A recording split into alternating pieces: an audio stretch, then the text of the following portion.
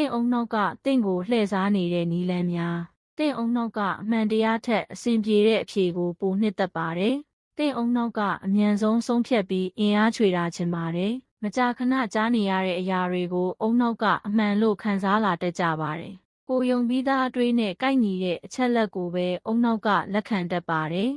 စိတ်ခံစားချက်ပြင်းတဲ့အချိန်မှာအုံနောက်ရဲ့စဉ်းစားနိုင်စွမ်းကလျော့နည်းသွားတတ်ပါတယ်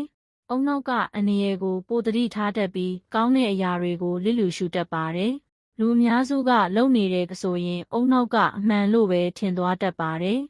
အုံနောက်ကအချက်လက်အများကြီးကိုတပြိုင်နက်လက်ခံဖို့မတတ်နိုင်ပါဘူး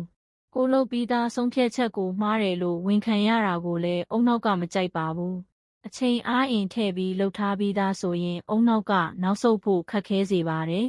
အုံနောက်ကအမှတ်တရတွေကိုအမှန်တကယ်လို့မဟုတ်ပဲစိတ်ကူးလိုမျိုးပြန်လဲတိဆောက်တတ်ပါတယ်တခါတလေမှာကိုယ်တိုင်မြင်တွေ့နေရတဲ့အရာတွေကိုတောင်အုံနောက်ကမှားယွင်းစွာဖော်ပြတတ်ပါတယ်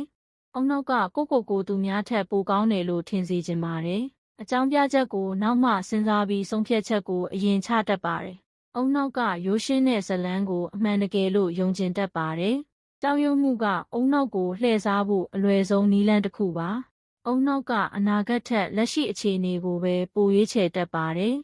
လူတိုင်းနီးပါးလိုပဲကိုအုံနောက်ကကိုလိမ်ညာနိုင်ပါတယ်